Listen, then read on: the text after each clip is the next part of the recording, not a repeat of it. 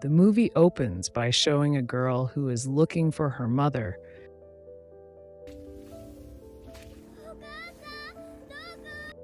But unfortunately, the child does not find the mother until the silhouette of a woman slowly approaches her.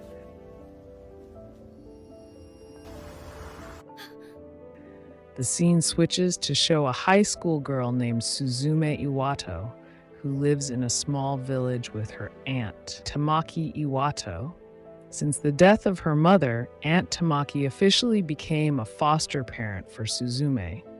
That morning, Suzume left for school by bicycle on the way. Suzume passed a young man who was looking for abandoned areas around the place. Suzume then told the location of an abandoned amusement park on the hill. But for some reason, Suzume was also curious about what the young man was looking for. As a result, Suzume skipped school and followed the young man. At the amusement park, Suzume did not find anyone except a mysterious door in the middle of the pond.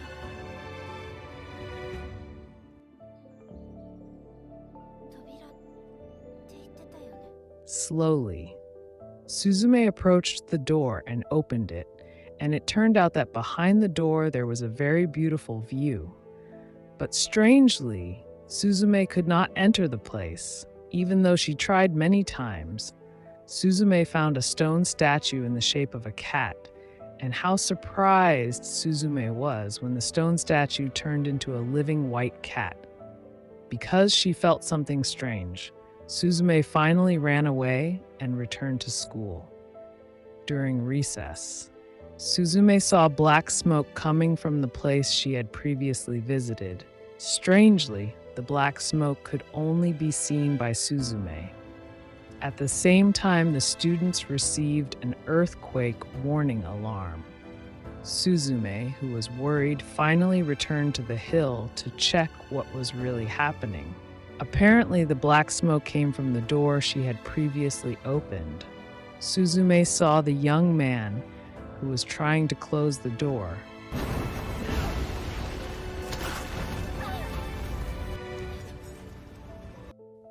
The black smoke coming out of the door was now getting higher, and the vibrations caused the earthquake to get bigger. The young man kept trying to close the door and told Suzume to leave immediately. But Suzume refused and chose to help the young man. The young man then recited a spell, and once the door was closed, he immediately locked the door with a key he had.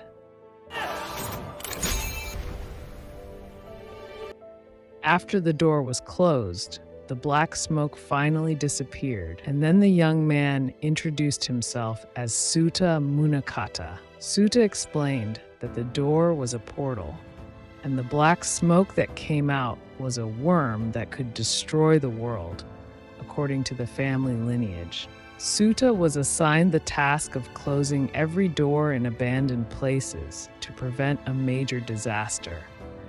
While the door was supposed to be sealed by a stone statue, but unfortunately, the stone statue he was looking for also disappeared.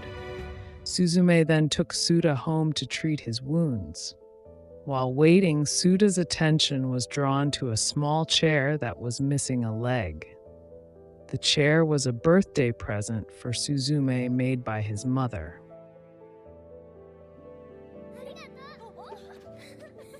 But Suzume had forgotten how the chair lost one of its legs.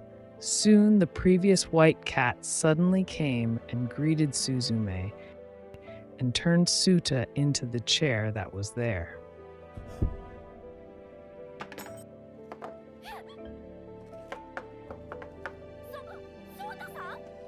Apparently, the white cat was the stone statue that Suta was looking for. They had to catch the white cat in order to seal the door and save the world. The chase unknowingly led them to a ferry that was moving towards the city of Ehime. With his form as a chair, Suta was forced to need Suzume's help to help him catch the white cat.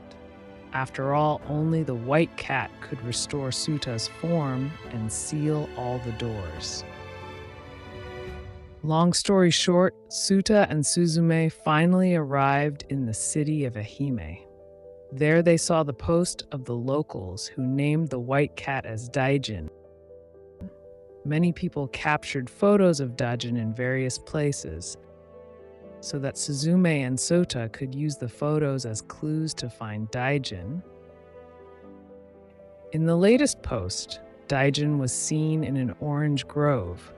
While on the way, they saw a girl who dropped a basket of oranges from her motorcycle. Suta and Suzume immediately helped the girl by using a net. The girl thanked Suzume and introduced herself as Chika. In the middle of the conversation, Suzume again saw black smoke. It meant that the Dyen had moved quickly and opened one of the doors in that place. It turned out that the smoke came from an abandoned school located behind the hill. Suzume, who ran, then got a ride from Chika so that Suzume could get to the place faster with all his might. Suta tried to close the door, but his current form had limited his space because of that. Suta needed Suzume's help to close the door. Suta also guided Suzume to imagine memories in that place, so that Suzume managed to close and lock the door.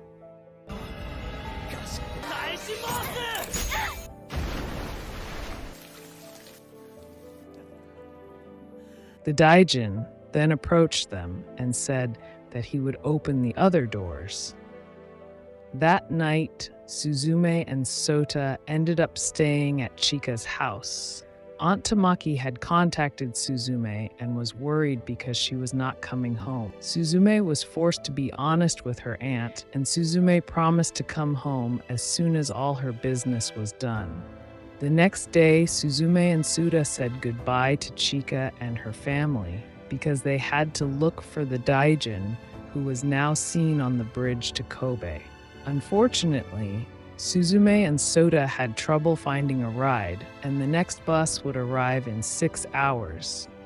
In the pouring rain, Suzume and Suta got a ride from a woman who had 2 twins. The woman asked for Suzume's help to look after the 2 children because the babysitter couldn't come. As a thank you, Suzume finally agreed to the request. Already tired of taking care of 2 children, Suzume was also asked to help at the woman's bar. And surprisingly, Suzume saw the Dyen who gave her a clue about the opening of the 3rd door.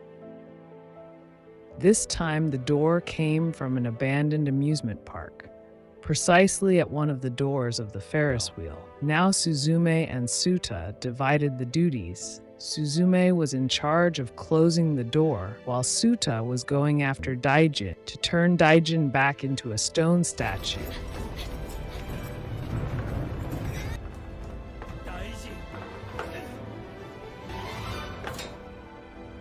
In the process, they accidentally turned on the electricity in the amusement park so that the Ferris wheel began to move. When Suta managed to catch Dyen, Suta saw Suzume, who was starting to be affected by the door, so Suta was forced to release Dyen to save Suzume. Behind the door, Suzume saw herself as a child and a woman who gave a 3-legged chair. Of course, Suzume thought that the woman was her late mother. Luckily, before Suzume could go any further, Suta managed to wake her up and close the door together.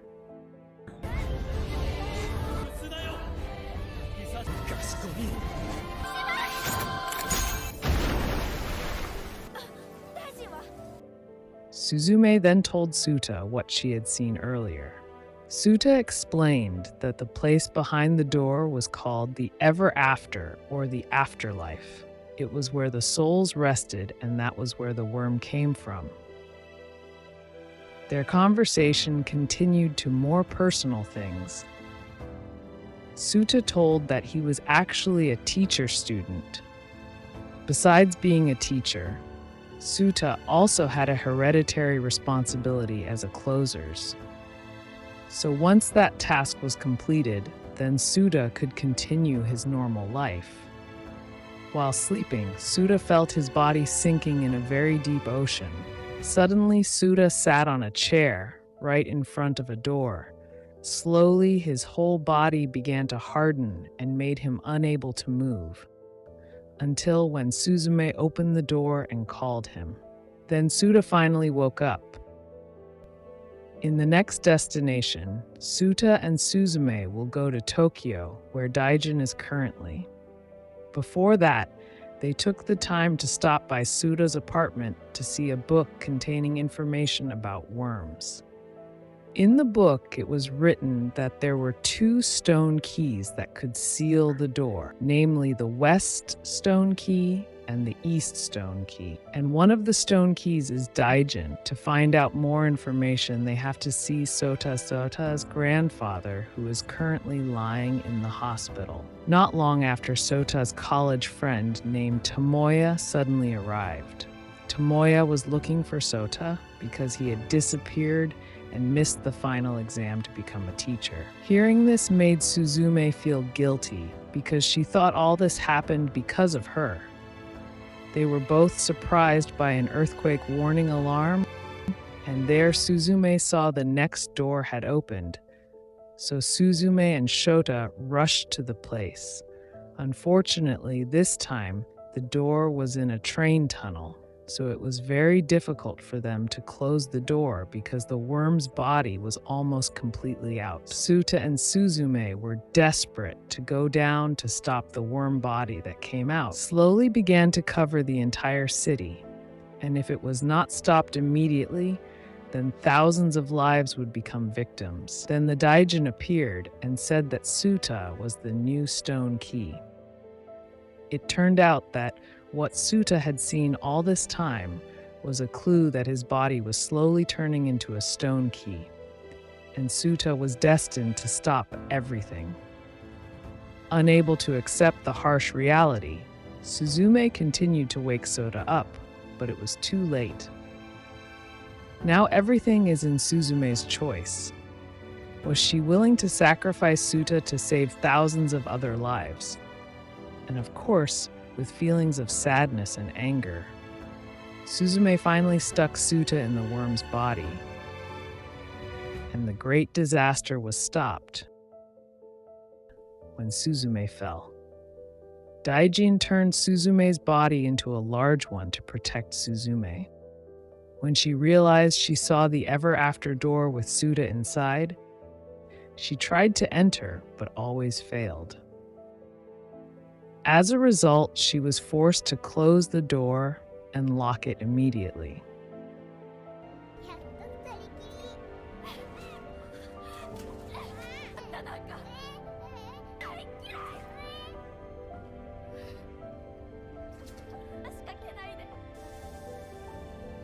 The next day, Suzume went to see Suta's grandfather. Suzume told him everything, and grandfather felt proud of Suta because he had sacrificed for the sake of many people.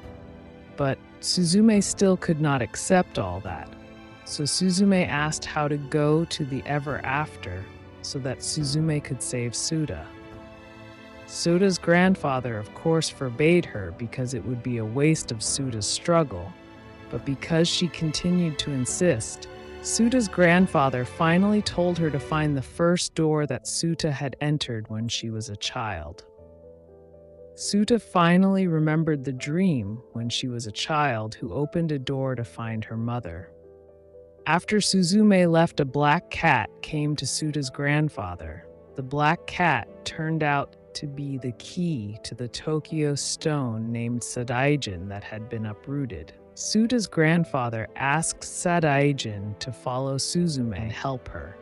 To get to the first door she opened, Suzume got a ride from Tomoyo. Then Aunt Tamaki also found Suzume and came with her. Besides them, there were also Dyen, who did not want to be left behind. They all finally set off for Suzume's childhood home, where the door was located. On the way, they were forced to stop for a moment because it was raining very heavily, while the roof of the Tomoyo car could not be closed completely. Aunt Tamaki and Suzume talked for a while, and then they didn't realize that the conversation had sparked an argument between them. After her aunt fainted, Suzume realized that Aunt Tamaki had been possessed by Sadaijin. It was only fitting that Aunt Tamaki became uncontrollable and vented her emotions on Suzume.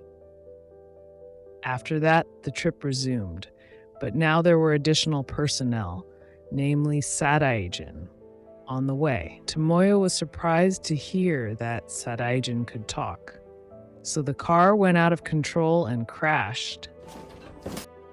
Suzume didn't want to wait anymore, so she went with Aunt Tamaki on a bicycle and covered a distance of 20 kilometers to her old house. Long story short, they finally arrived at Suzume's childhood home, and then Suzume dug up something that contained her childhood belongings. In a diary, Suzume poured black scribbles as a sign of her mother's death, which occurred right at the moment of the Japanese tsunami tragedy. Then, on another page, there was a picture of a door, which was a clue that all of Suzume's dreams so far were memories from her childhood. Unexpectedly, Suzume realized that the Daijin had not opened the doors, but guided her and Sota to the doors that had been opened. Finally, Suzume managed to find the door she was looking for.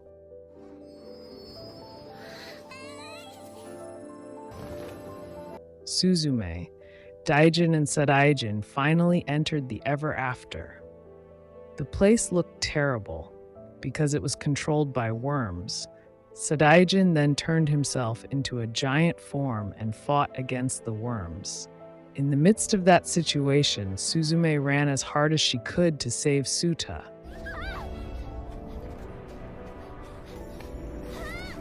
With the help of Daijin, Suzume managed to pull out the chair and return Suta to human form.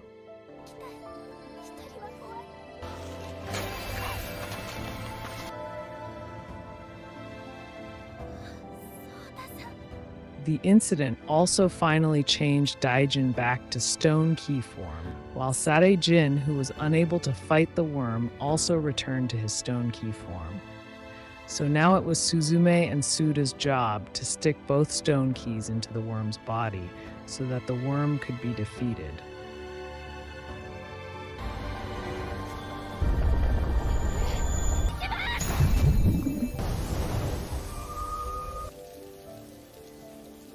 Unexpectedly, all the struggles so far paid off.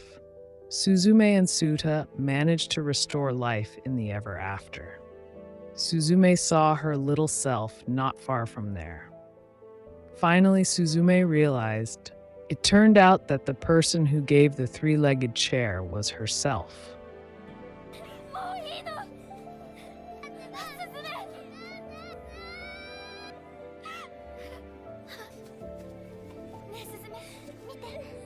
After crying and calming down, little Suzume finally went to her world through the door that was there, as well as Suzume and Suta, who returned to their world. Soon, they locked the door together, and the movie was finally finished. Hopefully, friends understand the storyline this time, and see you in the next storyline.